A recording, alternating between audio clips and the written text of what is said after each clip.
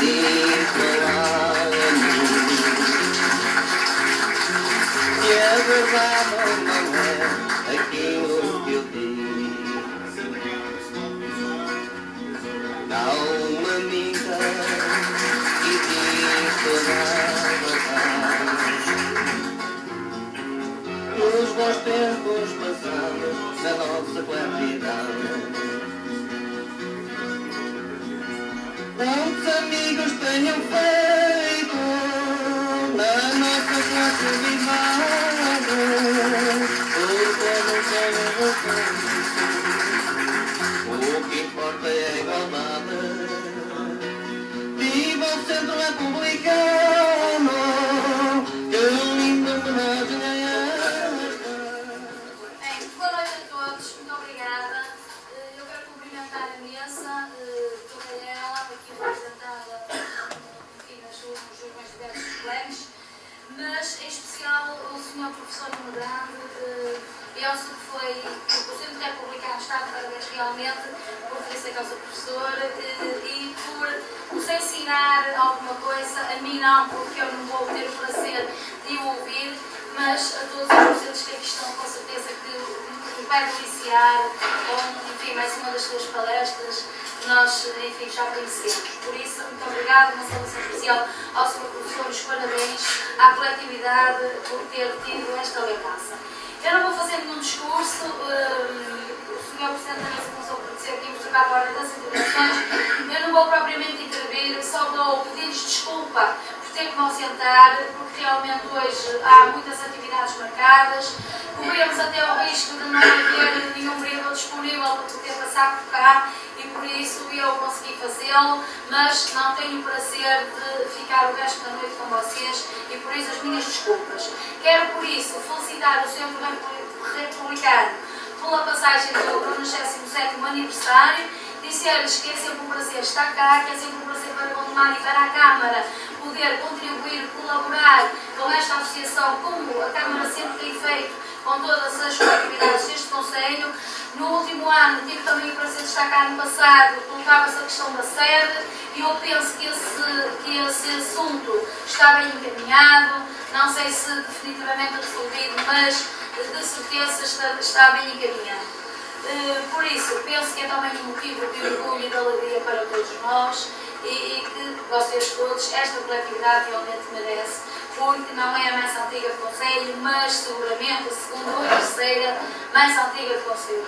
Por isso, estão de parabéns sobretudo por tudo o que têm feito ao longo destes 97 anos, pela nossa democracia, pela nossa liberdade de expressão, de atuação, por aquilo que Portugal é hoje e, enfim, pelo ensejo que dão e pela alegria que dão ao movimento associativo. Por isso, muito obrigada. Em nome da Câmara, vou deixar ficar aqui um quadro que realmente diz como a coração de ouro, tenho um coração de ouro e muitos parabéns ao Centro Republicano. Cumprimento o Sr. Presidente.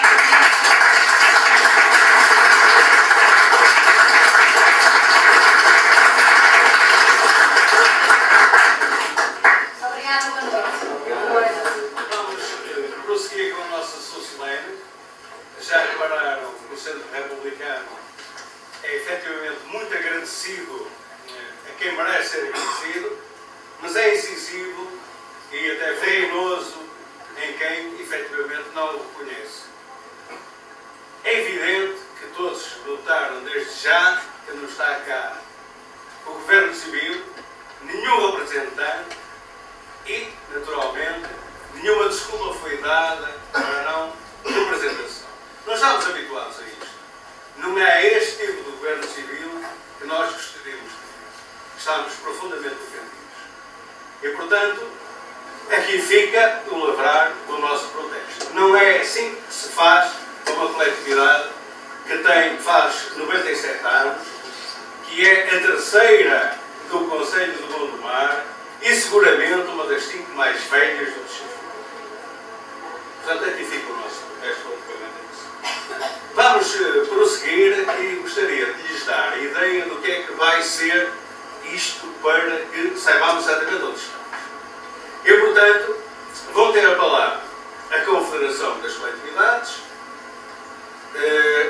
vão ter a palavra os sócios mais antigos, naturalmente o Sr. Joaquim Godinho, em nome dos 3 homenageados. O Latino Coelho tem uma declaração aqui para nos fazer e vai fazê-la. E depois disso será o Sr. Presidente da Direção, o Sr. Presidente da Junta e o professor Dr. Nuno Grande, que nos fez um apelo. Ele não quer fazer uma intervenção, acha que é muito mais bonito o diálogo. Nós também achamos, agradecemos por isso e, portanto, é esta a sequência do que vamos ter enquanto festa e enquanto São Solene. Muito obrigado.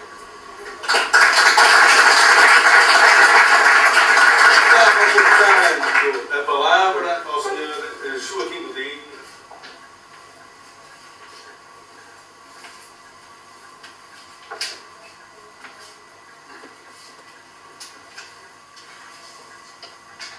Caro Presidente da Assembleia Geral, Augusto Barbosa, caro Presidente da Direção, António Pacheco, queridos associados, Sr. Doutor e Professor Nuno Grande, excelentíssimas autoridades recreativas e, sobretudo, um abraço grande para aqueles que não vieram.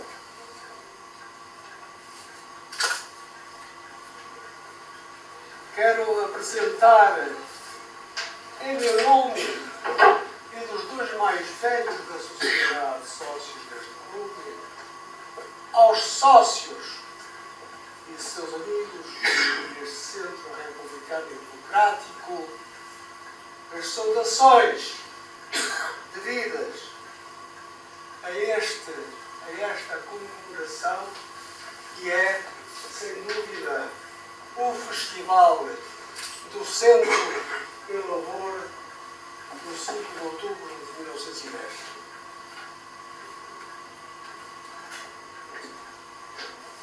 Queria agradecer também pela simbólica homenagem que nos é dada aos 3 mais velhos desta agremiação. São 92, são 89 e são 88 anos de idade passados, dedicados nesta casa ao simbolismo do seu ideal, com sacrifícios, com prazeres e com lejuras. Um obrigado sincero para nós todos. E todos achamos que o 5 de outubro valeu a pena. E valeu a pena porquê? Houve sangue derramado. Houve lágrimas caídas. Houve suor vertido. Houve corações em ânsia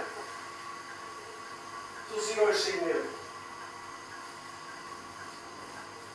Bravura e honra a que lhes tributamos a nossa estima e a nossa saudade. Viva o Centro Republicano, viva a República!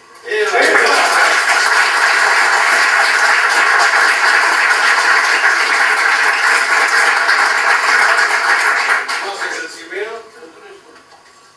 Imaginamos que o Santos Pereira terá ainda algumas coisas a fazer. Depois tem uma coisa que nós não temos. Excelentíssimo Presidente da Assembleia Geral, excelentíssimo Presidente da Direção, excelentíssimos convidados, em especial o Sr. Dr. Nuno Grande, Sr. Presidente da Junta. Ladem, como refere ao semanário O Independente, acrescenta: perante a crise, já me sinto rei de Portugal. Já agora que me desculpe o saudoso ator Artur Semedo pelo plágio que faço, só se for rei das berlengas. Para cobertura dessas e de outras diatribes, temos a revista Flash, arvorada agora em Paiva Couceiro, para derrubo da República. Cuidado, amigos, Estados. Por fim, procuraremos todos a unidade na trilogia liberdade, igualdade e fraternidade. Como nunca houve nem haverá democracia sem partidos, procuraremos pela crítica salutar e erradicar da nossa classe política o compadrio, a corrupção, o laxismo, a ganância de poder a todo custo e a vaidade bem de todos os vícios. A República Moderna de que nos fala Jorge Sampaio aponta-nos um rumo, um poder judicial eficaz, a autoridade com responsabilidade no combate ao crime organizado e, sobretudo, a livre escolha de dirigentes competentes que saibam cumprir mandatos a pensar no bem-estar dos portugueses para a honra e glória de Portugal. Tenho dito.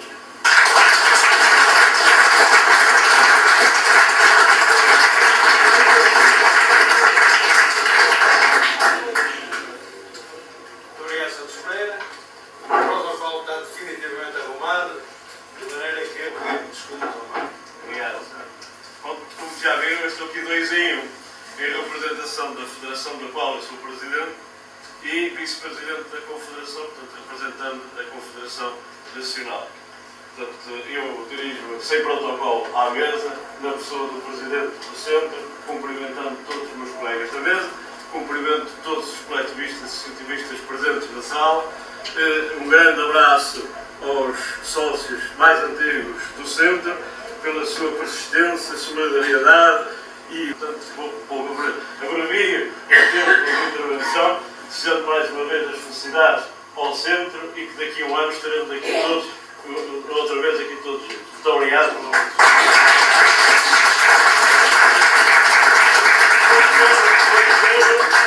esqueço-me deste pormenor, que é entregar o diploma ao Centro, na mão da direção, do Presidente da Direção de Segurança.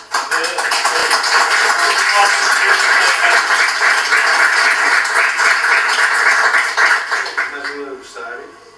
Venho à direção da Associação de Futebol do Porto, associar-se ao evento, ao Grande Preço Clube Aniversariante, as maiores aventuras e êxitos. Muito obrigado à Associação de Futebol do Porto.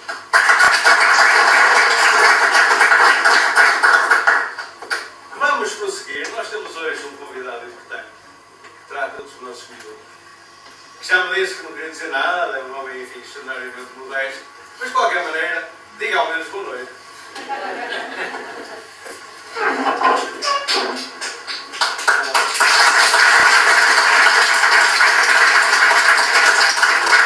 Aqui vou cumprimentar a mesa e cumprimentar todos os presentes e pedir desculpa por isto. Eu tenho alguma dificuldade em lidar com estas situações. Eu gosto de trabalhar, faço o meu trabalho e tenho alguma dificuldade em estar presente nessas coisas. O que eu queria dizer simplesmente é que já há uns anos que vejo os miúdos dos republicanos no Rodrigo e pronto, o que eu posso dizer é que podem continuar a trabalhar comigo, estarei sempre ao vosso dispor, dentro das vossas disponibilidades, para aquilo que vocês entenderão. Muito obrigado a todos.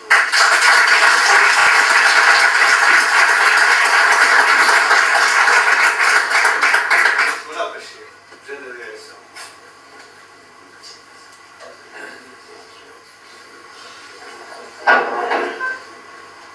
Boa noite. Sr. Presidente da Mesa, senhores associados, minhas senhoras, meus senhores. Exaltante é como se descreve este momento de alegria. Permitam, por isso, que neste primeiro instante faça notar e, simultaneamente, passe a agradecer a presença das seguintes entidades oficiais e personalidades. Naturalmente, e porque já se ausentou, em representação do Sr. Presidente da Câmara Municipal do Mar, a doutora Cristina Castro. O Sr. Presidente da Junta de Freguesia de Fandes, permitam-me, de facto, não posso dizer outra vez, o amigo da Confederação Portuguesa das Coletividades de Cultura e Recreio e Desporto, aqui representada pela doutora Henrique Ornelas, também a representação da Federação das Coletividades do Porto, e na qual também participa aqui o nosso amigo Marcos. a Associação de Futebol do Porto, segundo a mensagem recebida, o Centro Democrático e Instrução Latino Coelho, uma associação que há muitos bons anos nos habituou à sua presença e participação da Ordem. Já temos em nossa posse documentação que assume a responsabilidade da construção da nova sede social que nos foi entregue há horas antes. Esperamos que seja breve. Até lá, e em todo o caso, honre-se a palavra dada a construir a nova sede. Meus senhores, minhas senhoras, meus senhores, já perto de finalizar, chegou o momento de anunciar que, oportunamente, irá ser proposto como nosso sócio honorário o Dr. Fernando Ferreira.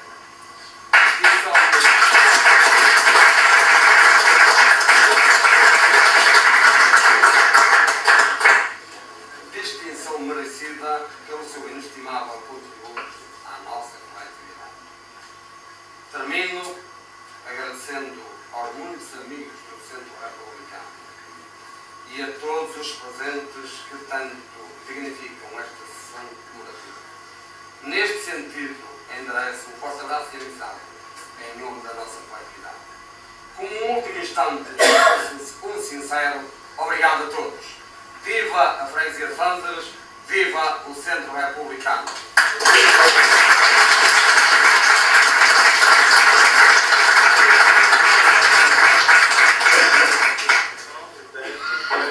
Do Sr. Presidente José Martins.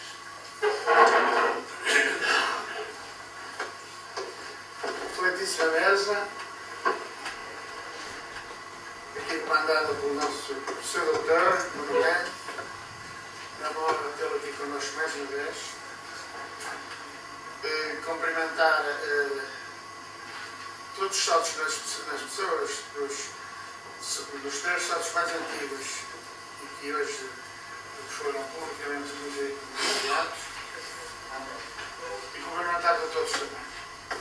Hoje, de facto, é um dia importante para o Centro Republicano, está a comemorar o 97º aniversário e, portanto, ao longo dos tempos, temos vindo aqui a discutir e a falar que uma das coisas importantíssimas para nós vai para a obra a concurso. Ele é que põe a obra a concurso e depois, da obra pronta, nós não precisamos de 30 dias para mudar, porque nós, quando ela estiver pronta, nós todos, se calhar no dia seguinte, estamos aqui a levar as trouxas todas lá para baixo, não precisamos de 30 dias nem de 50 dias, nós queremos para a nova sede. Portanto, o que foi permitido depois da demolição desta, que este espaço, um espaço com mais dignidade. Meus amigos, o meu trabalho está quase feito. O meu trabalho para o Centro Republicano nesse aspecto está quase feito. Mas só terminará em termos de trabalho profundo que eu gostava muito de inaugurar a nova casa da nossa coletividade, da minha coletividade também. Com presente é público, mas eu gostava, ou algumas pessoas sabem. E como havia algumas situações que eu não tinha ainda podido resolver, e esta era importante também para mim, as outras também são, a nível diferencial, mas esta era importante, foi uma promessa que eu fiz a mim mesmo, que gostava de ter inaugurado a sede. Como não consegui,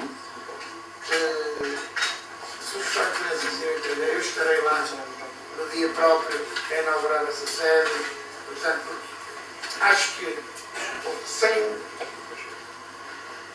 com muita humildade, mas acho que dei também um bocadinho do meu esforço, da minha persistência para que isto acontecesse.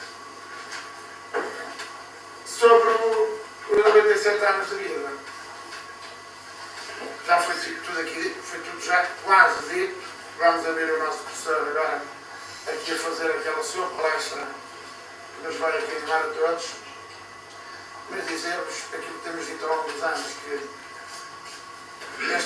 esta coletividade é uma coletividade das mais importantes que temos e porque eu também, certo que já frequento esta casa há bastantes anos e foi sempre uma coletividade que também pelos meus ideais democráticos e republicanos me sinto bem nesta casa.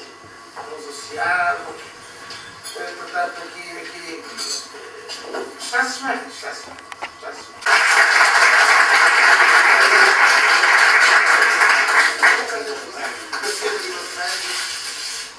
Ou uma obra da autoria da Fila da Armada e dos seus companheiros que, portanto, para quem ainda não viu, é uma obra espetacular sobre a vida de Flandres que a Junta de Freguesia de Flandres levou em frente, meteu ombros e graças a Deus vamos tudo a bom porto. Está aqui a obra, os flandrenses não a devem perder. Não a devem perder. Temos muitas coisas muito importantes para o povo de Flandres. Sr. Presidente.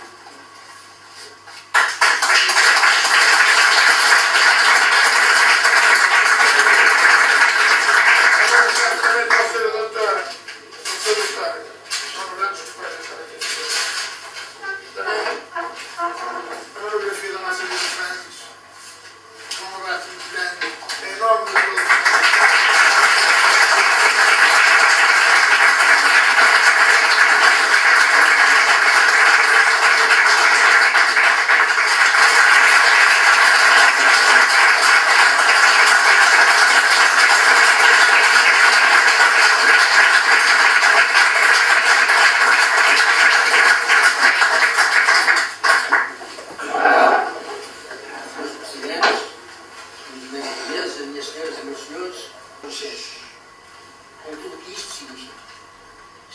Nesta sala, a esbarbear, aliás estava ali, e ao mesmo tempo, entre várias caramboladas, fazíamos alguma política, na altura era difícil de fazer. Íamos ali ao Sotocato cortar o cabelo, e ao mesmo tempo fazer o totobola. E não me dava lembrei que havia um jovem chamado Paquinhos, que pedia às pessoas que lhe encher o totobola, a certa altura, um jogo, era o Sporting das Caldas, que jogava com o Lusitano de Évora. E disseram, diz lá, Caldas, Évora. E ele começou, Lusitano Calças, dois para o Porto. Porque ele era fundamentalmente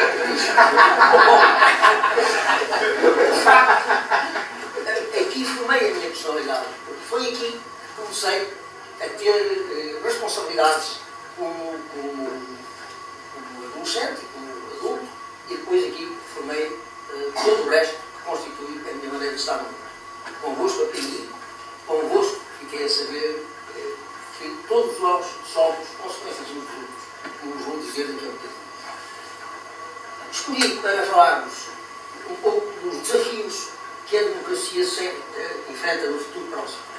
E eu vou, se posso aceitar um bocadinho, porque irei tratar fundamentalmente quatro tópicos que tivessem como finalidade última corrigir aquilo que eu penso que este centro poderá vir a tornar-se no futuro em termos de política portuguesa. Para eles, primeiro, os regimes políticos do desenvolvimento, da globalização e das grandes desigualdades, da democracia participativa e do associativismo. Eu posso dizer-vos que a estruturação política assenta na representatividade e na organização burocrática administrativa destinadas a promover o progresso da espécie humana. E isto é que é verdadeiramente republicano. É a República expressa desta maneira. Esse progresso traduz-se num desenvolvimento individual e coletivo, consequentes à vida em sociedade, que é decisiva para dar sentido à existência. Só o homem vive em sociedade previamente estudada. Isto é, não há possibilidade de termos uma vida que não seja em sociedade. Cada um de nós e todos nós somos consequências uns dos outros e contribuímos para dar sentido às aspirações, aos sonhos e às realizações que perseguimos. Por isso é que o desenvolvimento resulta do cruzamento do crescimento económico, intelectual, ético e cívico. Não apenas económico. O crescimento económico dá lugar à organização da riqueza, mas não mais disso. Para que haja verdadeiramente progresso e desenvolvimento, é indispensável que se cruze o cruzamento económico com o desenvolvimento intelectual, cívico e ético.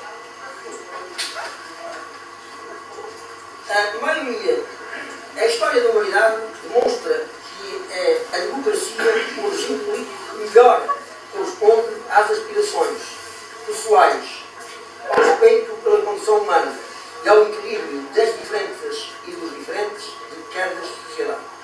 Contudo, a complexidade das atividades humanas conduz a diferentes processos de exercer a democracia, de tal forma que se criam conflituosidades entre grupos humanos que dão suporte aos regimes democráticos. Recentemente, o crescimento económico tem condicionado a relação entre os diversos povos que habitam o globo terrestre. De facto, o crescimento intelectual e técnico-científico, posto ao serviço da ambição, tem produzido um agravamento das desigualdades entre populações, que se traduz no domínio das vidas e das ambições dos mais ricos sobre os mais pobres, tornando-se cada vez maior o fosso que separa o progressivo desaparecimento das chamadas classes médias. De facto, tem crescido no mundo todo, em todos os regimes, este fosso, esta desigualdade entre as classes poderosas e ricas e as classes pobres, sendo que o número de ricos é cada vez maior, ainda que relativamente menor que os pobres, e os pobres são cada vez mais pobres e cada vez maiores em número. Por isso, há progressivos sinais de um apelo ao crescimento ético que possa controlar os mecanismos de enriquecimento e de empobrecimento a qualquer preço. Para tal, é imperativo a necessidade do crescimento cívico, que traduz a maior consciência dos direitos e dos deveres de todos os cidadãos. Deste modo, se assistirá a um aumento da consciência e da intervenção dos cidadãos de todo o mundo para a análise e para a correção das situações que agravam as injustiças sociais praticadas em qualquer ponto da terra. Caminhamos para uma situação deste tipo. Tudo o que diz respeito a qualquer indivíduo, em qualquer ponto da terra, diz respeito a nós. Todos temos que ter conduta. E, portanto, temos que estar atentos ao agravamento destas desigualdades e impedir, quando possível, a sua correção. Tal implica o desenvolvimento consciente da fraternidade, que significa uma solidariedade interventora, no sentido da cooperação com os outros cidadãos do mundo. As grandes desigualdades que se agravam com a globalização, os processos de exploração dos diversos tipos de recursos, manifestam-se à escala planetária e conduzem ao agravamento das injustiças sociais ao nível de cada país. Os efeitos imediatos das desigualdades agravadas pela globalização económica e financeira têm desencadeado uma imigração crescente dos povos mais atingidos. Este formigueiro humano, que nos chama de a que assistimos, tem desencadeado um entrecruzado de culturas que implica novas atitudes face aos novos desafios. Se pensarmos que a cultura resulta dos saberes, dos valores e dos costumes que definem as identidades, compreendemos que um novo desafio se levanta à democracia, como regime que procura a aproximação e o respeito de todos por todos e a integração das diferenças culturais respeitantes às correspondentes identidades.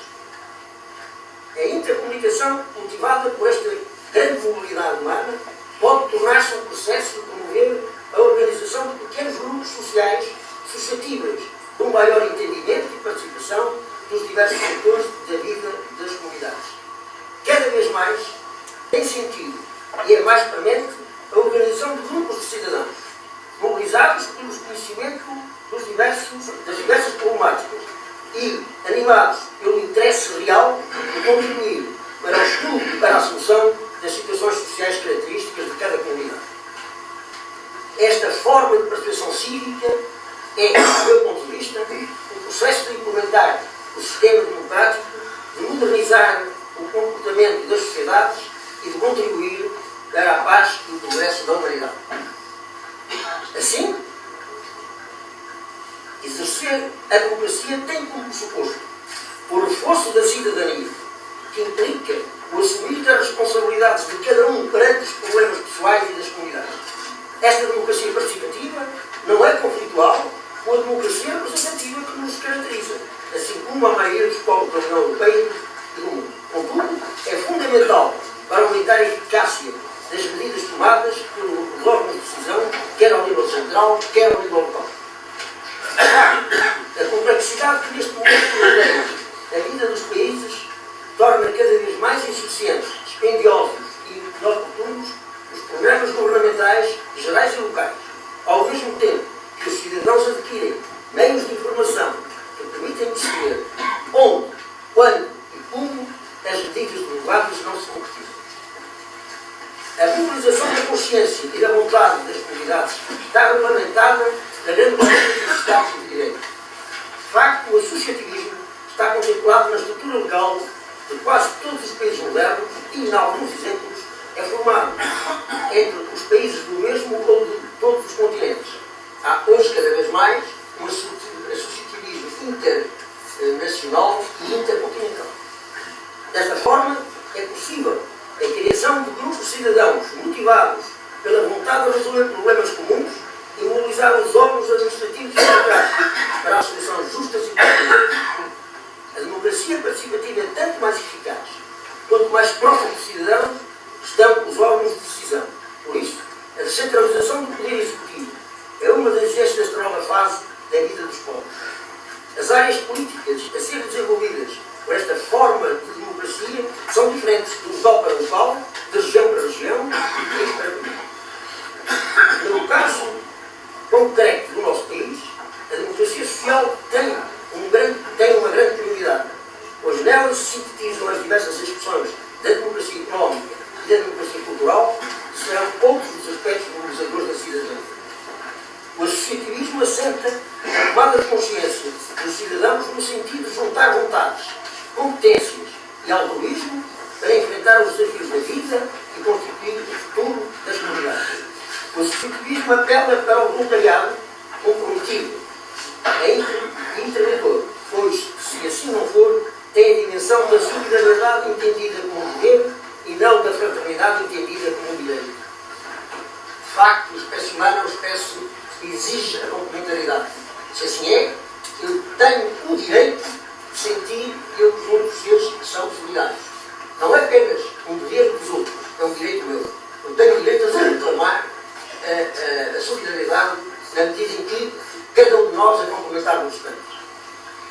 De facto, o verdadeiro associativismo traduz a consciência da necessidade de todos nós sermos complementares pelos outros, sendo que o homem solitário é uma abstração intelectual que não existe. Não há, no caso do solipsismo, aquilo que traduz o homem isolado não existe. O homem precisa sempre do ambiente em que vive, quer dos seus animados, quer dos seus não animados, para sobreviver. As associações foram sendo criadas à medida das necessidades humanas, por vezes contra o poder autocrático que se opõe às características destas associações, se afirmarem contra o poder, mas não antipoder. O que caracteriza o associativismo é que estas associações são contra o poder, não antipoder. São contra o poder na medida em que põem em causa o poder existente. Mas põem em causa apontando problemas e soluções. Portanto, não são contra o poder. Não são antipoder, são contra o poder. As associações destinam-se a manter um diálogo permanente com os governos locais, regionais e centrais, de forma a estruturarem a diversa problemática relacionada com a respectiva área de interesse e apontarem soluções consensuais, de forma a construírem a coordenação correspondente aos objetivos da associação. Em Portugal, durante o período do governo ditatorial, as associações foram submetidas a um controle de caráter político que pretendia condicionar a respectiva atividade social. Constituídas por cidadãos livres, não se submetiam ao poder arbitrário do regime político e, por isso, viveram sempre um clima de resistência. Esta associação que aqui estamos a homenagear é o Centro Republicano e Democrático de França, nascido, como já aqui hoje foi dito, nos alvores da democracia, pois foi criada em 5 de outubro de 1908, 2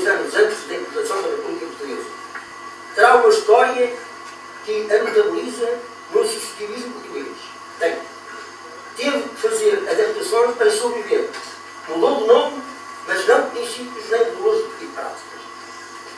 Iniciou já uma adaptação à nova corrente da atividade das associações através de iniciativas que se inscrevem na democracia participativa social, como a receita de convívio de reformados, participação na rede social dos municípios de Gondomar e na Comissão Social do Freguesia de França. Já concretizou a necessidade de se agregar a instituições com o mesmo estatuto à escala do país, como é a Comissão Permanente do Centro Escolar Republicano. Penso que se pode desenvolver a partir deste centro uma iniciativa de organização da Associação dos Utentes da Saúde, por exemplo, que já existe, que foi uma iniciativa que tentei levar adiante ainda no primeiro governo socialista, que não teve êxito na altura, mas que agora já tem. Há associações de utentes, uma no Porto, na Freguesia de São Pedro de Pontes, mas há também noutros pontos do país, que se congregam as pessoas e que estão relacionadas com os problemas relativos ao diálogo com o sistema de saúde.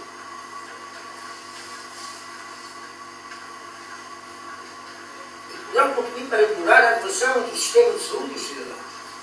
Podem também vir a desenvolver-se um movimento de combate ao desemprego, porventura a doença social mais grave deste início do milénio.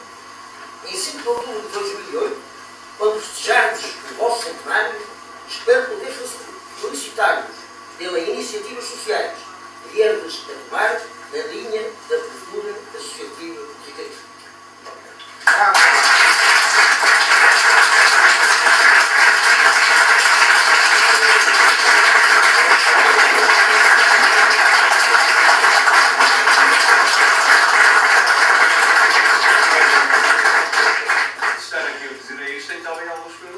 Eu tenho o privilégio de pôr a primeira questão.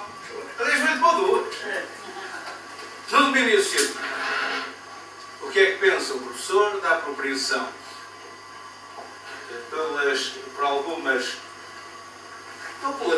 algum poder político, seja a nível nacional, seja a nível das autarquias? O que é que pensa da apropriação por esse poder político das coletividades existentes, ou da influência sobre essas coletividades? Isto no plano científico. No plano mais geral e mais político. O que é que pensa da ação do Governo, neste caso, de caçar privilégios, dizem eles, aos detentores de alguns cargos, não de todos, como já vimos, que ficavam por aqui. Agradecia a sua opinião. O que penso é que o associativismo tem que ser fundamentalmente um ato de independência intelectual e cívica. Isto é, as associações podem ter a relação que quiserem com o poder político instituído, mas têm que ser autónomas e independentes, e isso é que as caracteriza. Deixam de ser associações, espera, são outra coisa qualquer, mas o associativismo, o que o caracteriza é a total independência do poder estabelecido. E desta maneira, e por esta via que se adivinha, está a crescer na democracia participativa, em relação, e este não é um problema português, é um problema mundial, em relação com o poder estabelecido, começa a crescer a ideia de que os grupos sociais que existem terão que ser anti-poder, volto a dizer. Terão que ser contra-poder, isto quer dizer, terão que ser eles a levantarem as questões que o poder estabelecido vai resolver. Estudá-las, encontrar soluções, discuti-las, sem qualquer compromisso partidário, seja como for. As associações têm que ser autónomas do ponto de vista político, têm que ser independentes e não podem deixar-se comandar pelo poder político, seja qual for. A segunda questão é? A segunda questão é a ação do Governo na retirada de privilégios, dizem eles, a algumas classes. É evidente que o que se passa com a situação atual do Governo no mundo todo é a prioridade do pensamento económico, do tal desenvolvimento económico, que não é progresso. O desenvolvimento económico não tem nada a ver com o progresso. Pode ser um retrocesso. Mas o domínio do pensamento económico sobre o poder social, sobre a democracia social, leva a que tem que ser feitas contas, no sentido de que as economias têm alguns efeitos. E isso faz-se retirando alguns dos tais privilégios já estão anteriormente assumidos. Foi este governo, provavelmente aquele que nestes últimos tempos mais fundo foi nessa questão, mas é uma questão inevitável. se o modelo económico continuar a predominar no pensamento político, é evidente que estes privilégios vão ter que fugir. E é evidente que são os mais fracos os primeiros a perdê-los. Não são os mais fracos. Mas isso faz parte da lógica da relação política. Portanto, creio que esta explicação. Este tipo de instituições. Olha, eu sou um jornalista maníaco. E por isso tudo que vou dizer passa por isso. É evidente que um dos maiores percalços da democracia portuguesa foi ter perdido a oportunidade da regionalização. Não há reforma política possível se não começar por ser aprovada uma regionalização. Mas a regionalização que traduz a transferência exatamente para os cidadãos do poder executivo mais próximo. Eu estou convencido que vamos voltar lá. Agora, como costume, vamos dar uma volta terrível. Sabe que o professor Coimbra Andrade, que morreu há pouco tempo, era um homem notável, e contava que um dia estavam em Londres, a assistir a um concerto no Albert Hall, e a pessoa tocou muito bem, mas não estava no programa. E o inglês perguntou ao outro: quem é este? Respondeu-lhe um brasileiro. Disse: eu não sei quem é, mas é português. Porquê? Apareceu sem ser anunciado. E enquanto que os outros puxaram o banco para o piano, ele puxou o piano para o banco para tocar. Fazemos sempre as coisas assim, do lado mais difícil. Chegamos na mesma lá e até tocámos bem. Mas fazemos as coisas assim. Fizemos aquela gargada toda com a regionalização e agora estamos a apelar para regimes mais ou menos comprometidos de regionalização mais ou menos disfarçada, mas vamos acabar por lá chegar. Agora, passando primeiro dos carros todos. Sem lá chegarmos de nenhuma forma eficaz. Poderá ser mais ou menos útil, mas não são eficazes. Para serem oportunas e terem continuidade, têm que ser entendidas como benefícios para as comunidades onde forem beneficiadas. Senão, vou formar outra questão de uma forma diferente. Qual é o seu entendimento, já que eu sou um leitor assíduo dos seus artigos do JR? Gostaria de saber qual é o seu comentário acerca da globalização em termos de adversário para os regimes democráticos. Que é exclusivamente de natureza económica, acaba por pôr em causa os regimes democráticos na medida em que o poder é comandado pelos mecanismos económicos mais diversos. Eu sou consultor para a educação médica do Banco Mundial e sei como é que funciona. Funciona com o completo domínio de tudo o que se passa à volta. Eu quero ter contado um episódio. Estava a criar um Instituto de Ciências Biomédicas igual ao nosso na Estónia e, em determinada altura, precisava de saber quantos alunos estonianos ainda estavam nas faculdades de medicina russas. Na reunião que fazíamos do grupo de trabalho, eu fiz a proposta de saber isto. Mandaram falar com o Ministro da Educação, que me disse: nós não sabemos. Na reunião da tarde, eu disse: Deus que não sabia. No dia seguinte, o Banco Mundial de Washington mandou-me o número e a idade dos sexos. Porque eles todos os dias recebem informação do mundo todo das diversas coisas e têm um trabalho exclusivo de fazer esse cruzamento. Para quê? Para estarem em cima de tudo com tudo bem. Ora bem, uma globalização de natureza económica que é e que existe, que não existe mais nenhuma, é antidemocrática, no sentido da democracia participativa que aqui defendida. Nós teremos que ter uma globalização democrática a partir do respeito pelas culturas, pela tal identidade cultural. Uma das coisas que está a acontecer cá, e agora há muito pouco tempo tive a oportunidade de ver com alguma satisfação, é a integração dos imigrantes que vieram dos países do leste, etc.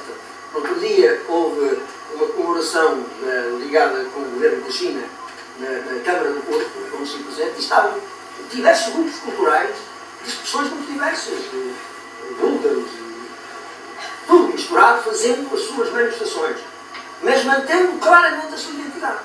Não foram dançar o lira, não foram cantar as canções, porque eles não fizeram a definição correta da sua identidade. Ora bem, quando isto for normal, quando qualquer indivíduo em qualquer canto do mundo se sentir identificado com o que rodeia, a globalização é um problema. E nós já provamos isso. Nessa história nós fomos o primeiro povo globalizador. Criámos civilizações por conter a mundo.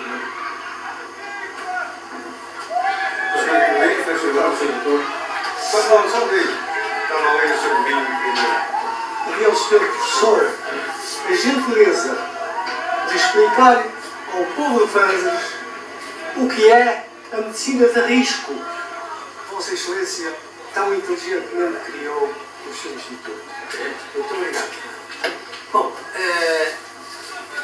medicina só há uma medicina, não é?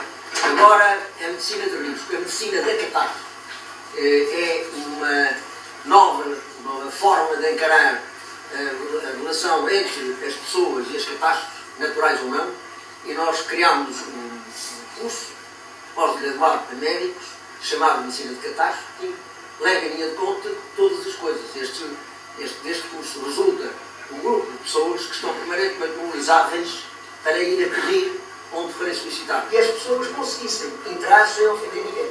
Bom, deixar dizer, isto é uma loucura quase, uma loucura, mas é um respeito de uma identidade.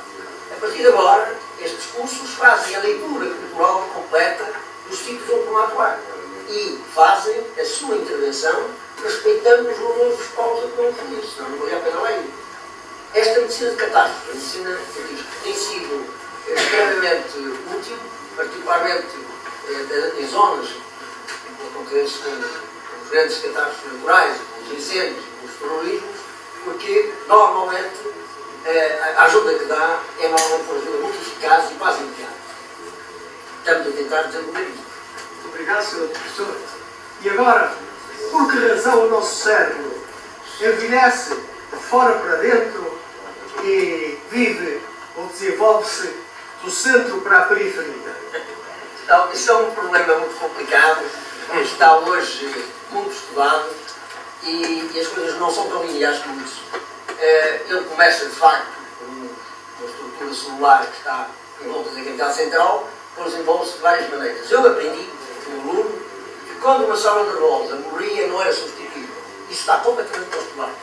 É substituível, mas é substituível por correntes, aquilo que se chama neosinoptogênese, e portanto é possível, num cérebro relativamente envelhecido, reativar funções que estavam perdidas. E é uma nova linha de orientação que está a ser seguida agora no tratamento do envelhecimento cerebral. Isto é, eu aprendi que quando alguém tinha, por exemplo, uma hemorragia cerebral, tinha que ficar quietinho durante um tempo, ninguém ia mexer. Agora é exatamente ao contrário.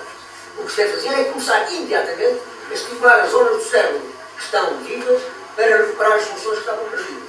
Portanto, isto está tudo em grande mudança neste momento. E é por isso que nos esquecemos daquilo que fizemos ontem e nos lembramos daquilo que fizemos na infância. É, mas é por várias razões, e a principal das quais é que a conexão entre o conhecimento acumulado, que é normalmente molecular, se vai fazer em zonas do cérebro que não são ativadas durante muito tempo, mas reaparecem nas zonas. Por isso mesmo agora o que se faz é reativá-las logo que isso é detectado. Muito obrigado.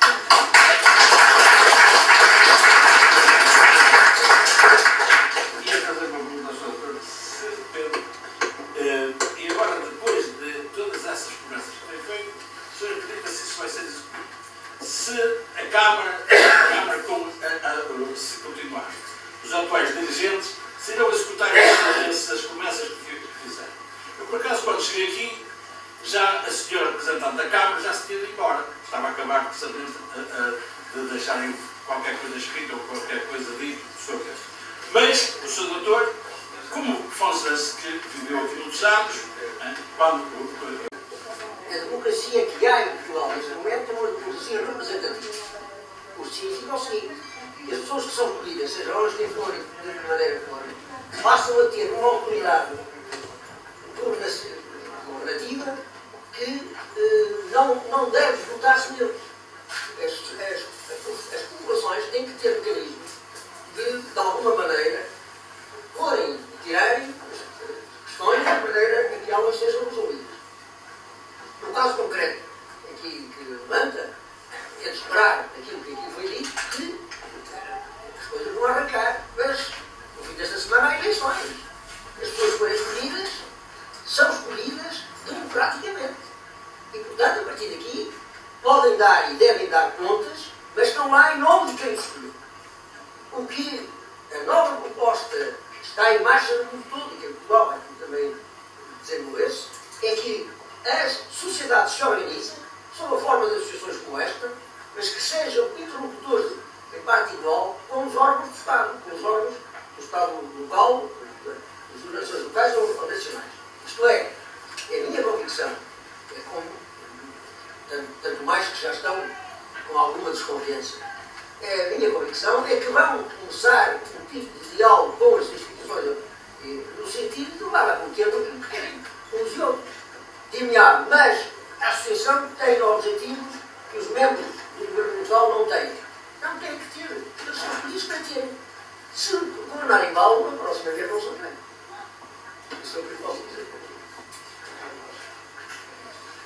A minha esperança é que haja progresso deste diálogo e que os organismos do tipo desta associação e das cooperativas passem a ter um papel mais decisivo, mais determinante. E não seja só um papel para pedir, seja só para determinar. E não estar só à espera de pedir, seja pedir, determinando por ação direta e objetiva, problemas de base, concreto, e assumir responsabilidades, como disse, como membros da cooperativa que governaram mal. Têm que ser responsabilizados. Sim, governaram mal, sim, senhor. Mas Está bem.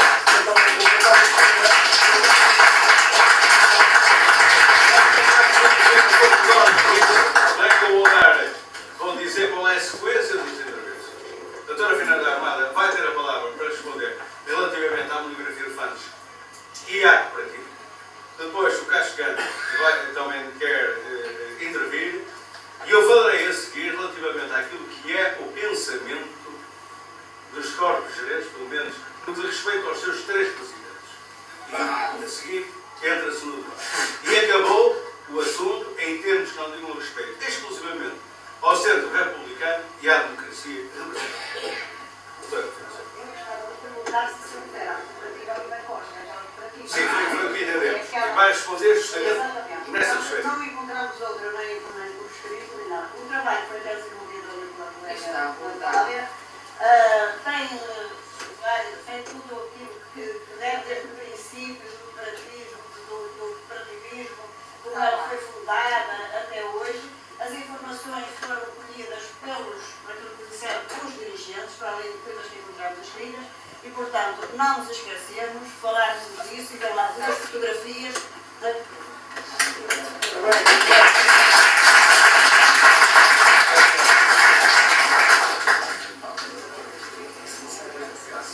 Complementar o ilustre curador, que é uma delícia ouvir.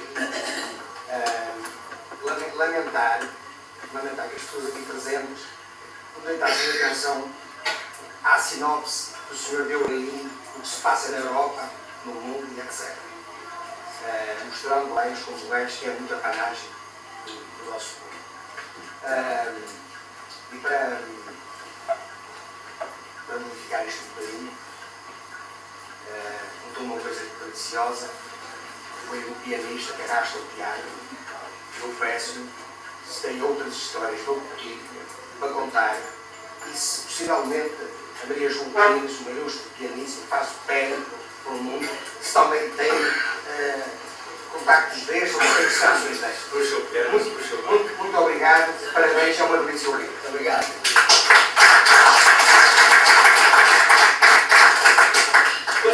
Como sabe, a Maria João tem uma escola em Galgães e tem um contacto com a comunidade muito grande. E é um exemplo, verdadeiramente um exemplo que tem que ser sido por todos nós relativamente à importância que cada um de nós tem na comunidade municipal. Seja quem for essa pessoa. Mesmo quando tem uma posição mundial como o vasto dela, não deixa de ser um elemento daquela comunidade municipal. Essa é a maior lição que ela nos tem. Bom, em termos do que diz respeito à sede do centro, e sabe, referiu-se, a Câmara, não me interessa agora que Câmara é, a Câmara de Gondomar deu-nos efetivamente o terreno. É nosso, está feita a escritura, está registrado nas conservatórias, não há dúvida. Ninguém lhe põe pé, é possível. Estava uma outra situação, quem é que vai construir lá, o que é que vai construir e vai... Bom, e então, como o centro não é uma coletividade rica e é pobre, a junta de freguesia, através do seu presidente, comprometeu-se a pagar o projeto. Já o fez, já temos o projeto, já está na Câmara, conforme foi. Está quase a sair, está na saúde. Faltava aquilo que, em termos práticos, é o principal. E o principal é termos um terreno. O que é que vamos fazer no terreno? Arraiais? Muitos. Mas à volta da sede e não no terreno todo. E, portanto, era preciso alguém erguer. E havia aquele problema, havia aqui uma questão política. Quem é que vai fazer? Porque o centro não faz. O centro está aqui há 82 anos, não sai daqui. E pronto. Então, alguém tem que resolver o assunto politicamente. Bom, a Câmara terá convencido o Sr. Valdemar, que é o nosso senhorio, ainda recebe renda e ainda paga e ainda passa recibos, a construir a sede. E então, o Sr. Valdemar estabeleceu um acordo connosco.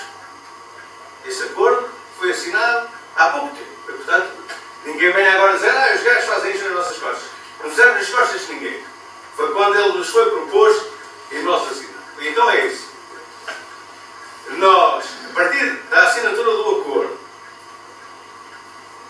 revogamos em absoluto o contrato de arrendamento, deixamos de pagar renda.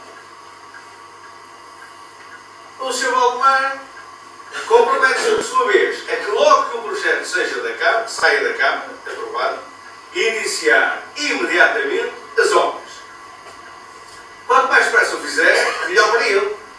Porque enquanto ele não o fizer, o centro continua de pé. As acessibilidades, não parece que se faça. Com prejuízo a toda a gente. Ora, a Câmara, qualquer que ela seja, a Junta da Freguesia, não sei se qualquer que ela seja, esta não tenho dúvidas, porque sei que meteu os pés ao caminho, e não me confundam com nenhum amigo político do Sr. José Martins. Sabem bem que não sou. Agora, tenho é que reconhecer o que é que está feito. E, portanto, a Junta meteu os pés ao caminho, mediou, empurrou e depois teve assinado os 3 presidentes dos corpos sociais, assinaram um acordo. O que significa que daqui a, se calhar, 10 dias ou não sei o quê, vamos ter o início das obras. Agora pergunta, e quando é que se põe a primeira pedra? Nunca ninguém nos pediu nenhuma data. Neste momento podemos dizer com toda a vontade que é depois das eleições. Portanto, não há aqui comprometimento de ninguém, a não ser a palavra das pessoas. Ponto final neste aspecto. Segundo aspecto, a monografia de Fances, que já foi aqui criticado, e que tem algumas coisas que poderão ser mais ou menos polémicas. Algumas não estarão até completamente bem, mas há uma obra notável que está aqui, que nos orgulha de ser fanzarenses e que se calhar toda a gente devia comprar. E se toda a gente a lesse, admito que é alguém que eu não possa comprar, por exemplo, eu não comprei, eu não tenho dinheiro, mas isso é outra questão. Mas se toda a gente a lesse, se calhar não tinha algumas coisas. E relativamente a isto,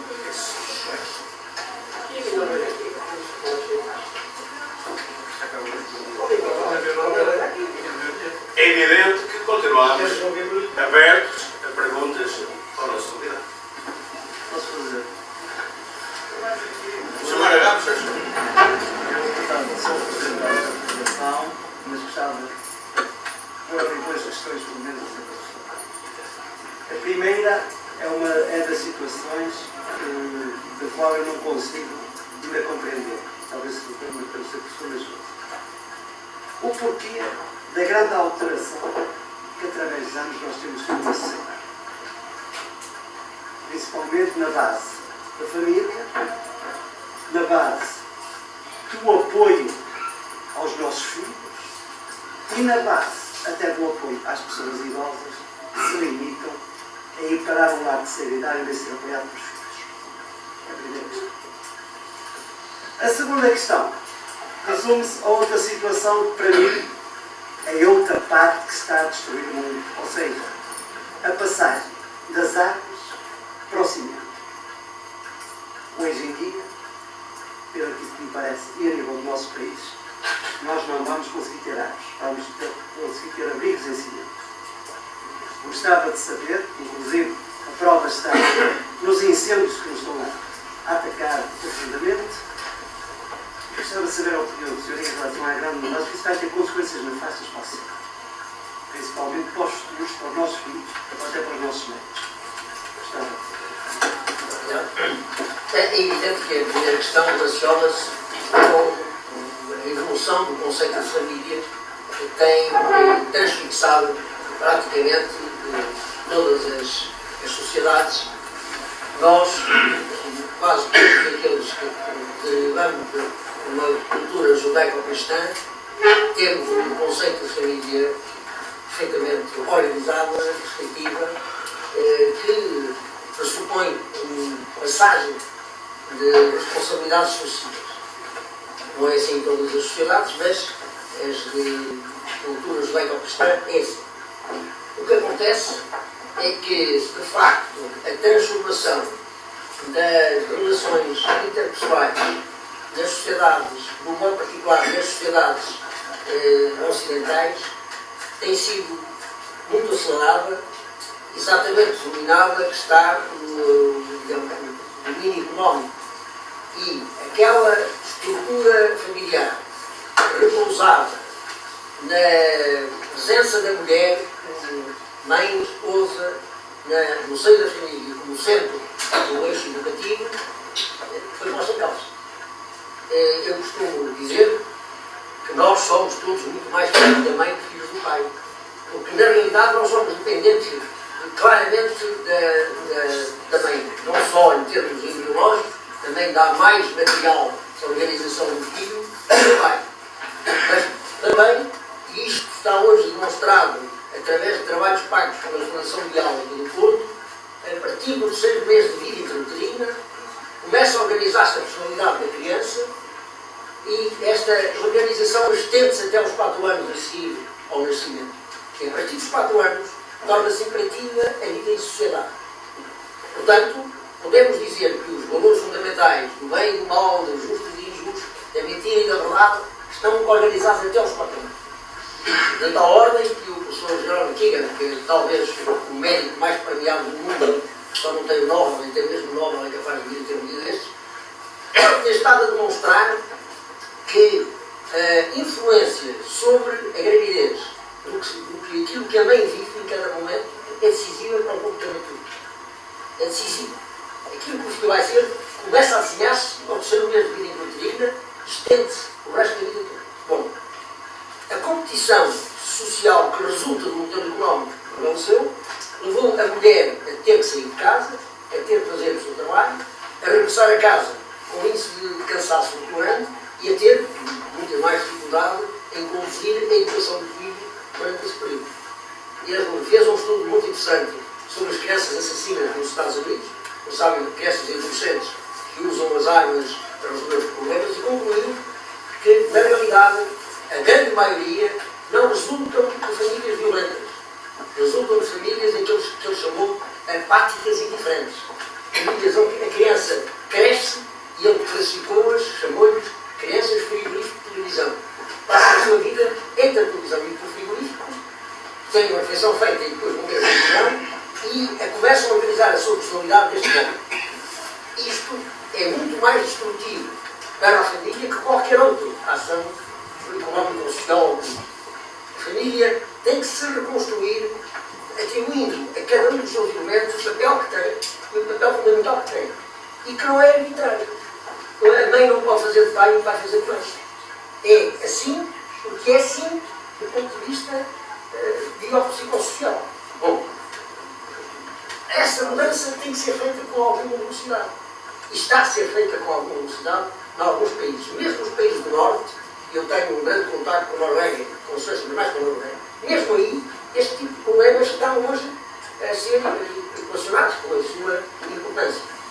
Como, ao mesmo tempo, a esperança média de vida aumentou, há hoje, pela primeira vez na história da humanidade, de facto, por exemplo, ao nível do trabalho, há uma competição entre os filhos, os pais e os avós.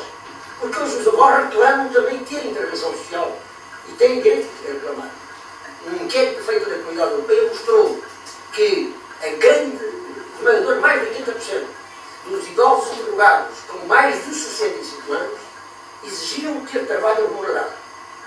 tanto quanto possível, para sua residência. Porque achavam que, enfim, deixar de trabalhar fora do tempo tinha consequências de todo tipo, social, económico, etc. Como resposta a isto, o que está a acontecer, e o que pode vir a acontecer, é que os próprios idosos comecem a aglutinar-se, a formar grupos, e as residências não são agora, digamos, uma previsão dos factos, de jovens a tomar conta deles, mas são deles a tomar conta deles. São os idosos que vão começar a tentar organizar-se e a tentar resolver problemas em comum. Isto põe novos problemas na estruturação da família. A família vai ter que ser outra coisa qualquer. Agora, o que nós temos por obrigação de todos é de fazer uma discussão aberta e sincera e franca relativamente a este tipo de problemas. No seio da nossa própria família e no seio das associações como esta. Tem que ser discutido. E é uma das propostas que nos fiz, é que se quisessem criar uma associação de utentes da saúde, o problema do idoso e da saúde ser uma das preocupações da comunidade que viesse eventualmente a ser criada. O outro problema que diz respeito à desflorestação é também um problema muito sério. Durante o ano 2001 foi desflorestada a área correspondente à França, à Alemanha, à Bélgica e à Holanda juntos no mundo inteiro. Toda esta área foi desflorestada.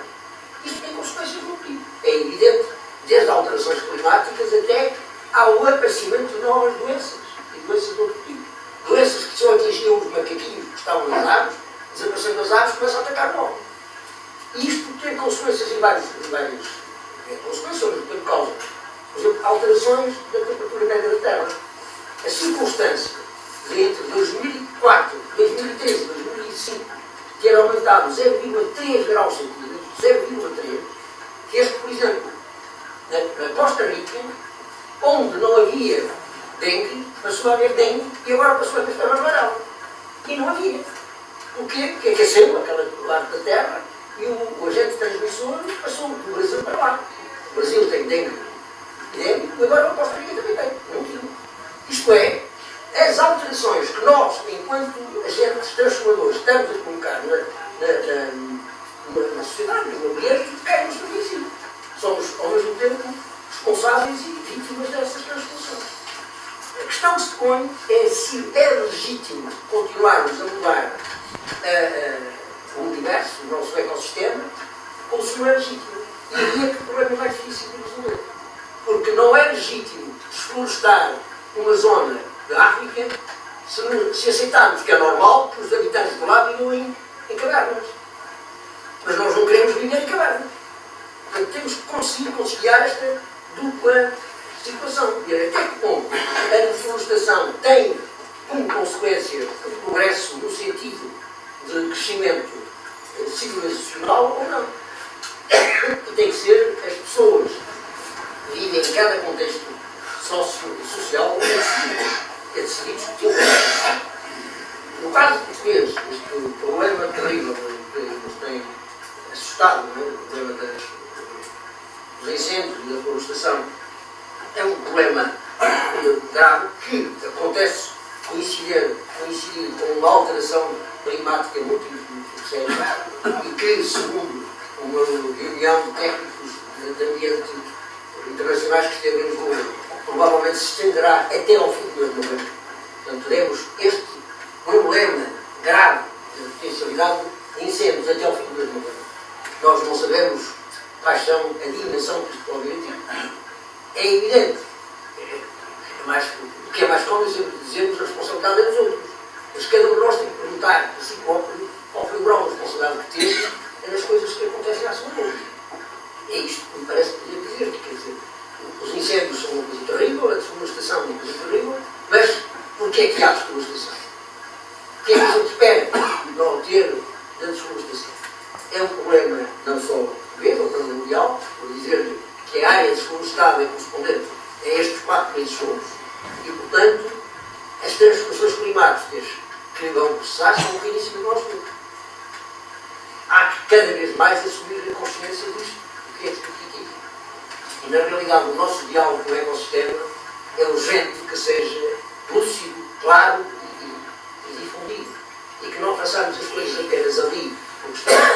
sabem defender contra aqueles que sabem defender-se. Eu não posso ser assim. Eu tenho alguma esperança, eu sou de facto um otimista crónico, mas enfim, tenho alguma esperança que esta nova onda de pensamento comece a dominar o meu mundo e comece a haver mais apelos a um consenso humano.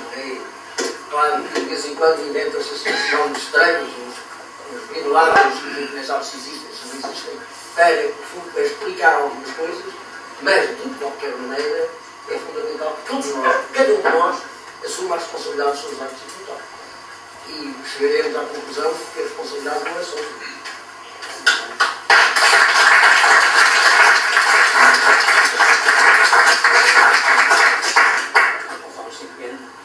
Com aquelas voltinhas que fazíamos aqui pela Rosa, e pela Carvalho, etc., era uma das coisas que ia fazer. É um problema hoje da ética. Eu acredito piamente, conheço muito bem, que é capaz de mentir.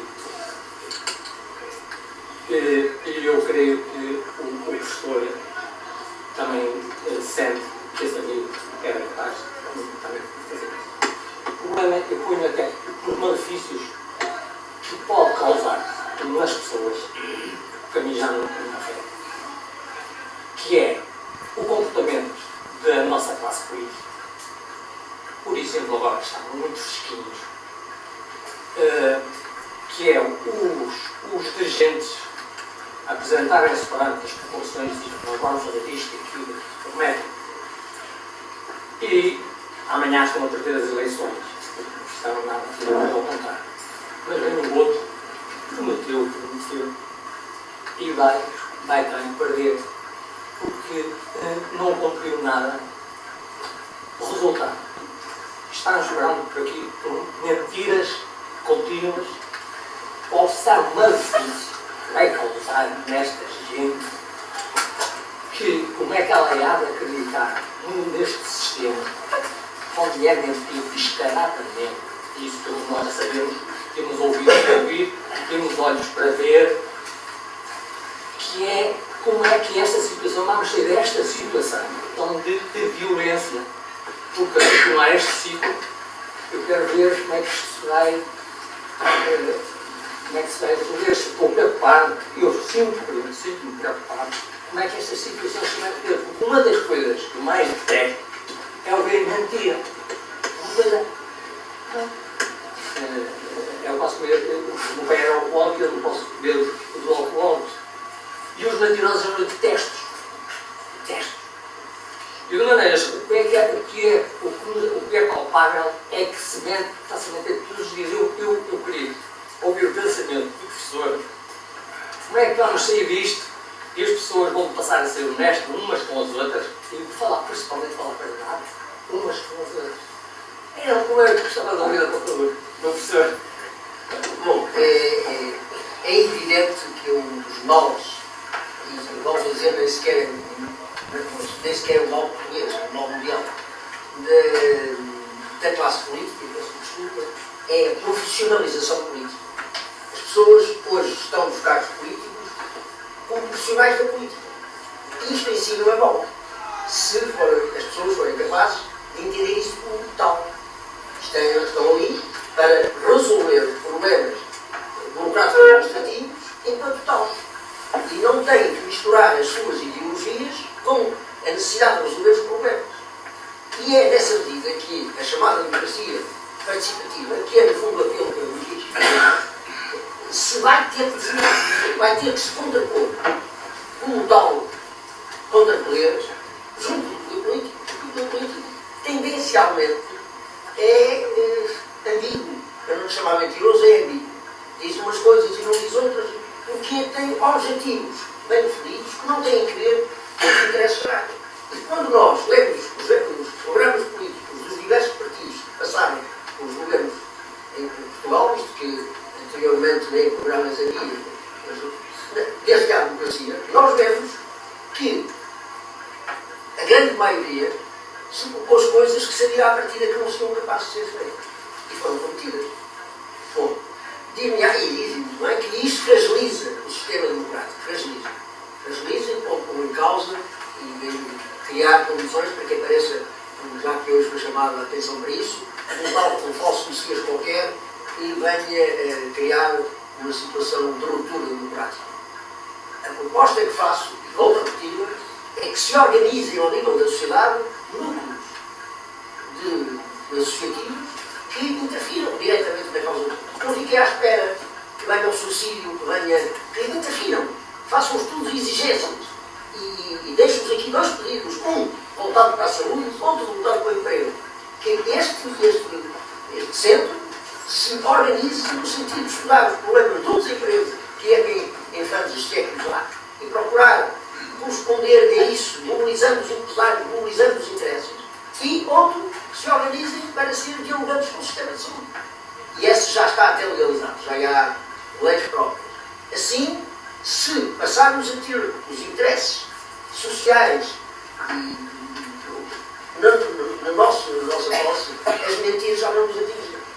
É evidente que tem razão, porque quando o poder político, que é o poder ainda por cima exposto, mente e a mentira se torna evidente, desacredita não aquilo, mas o sistema. O sistema fica desacreditado e as pessoas dizem: no tempo de Salazar não se mentia, no tempo de não sei o quê, e isto nós estamos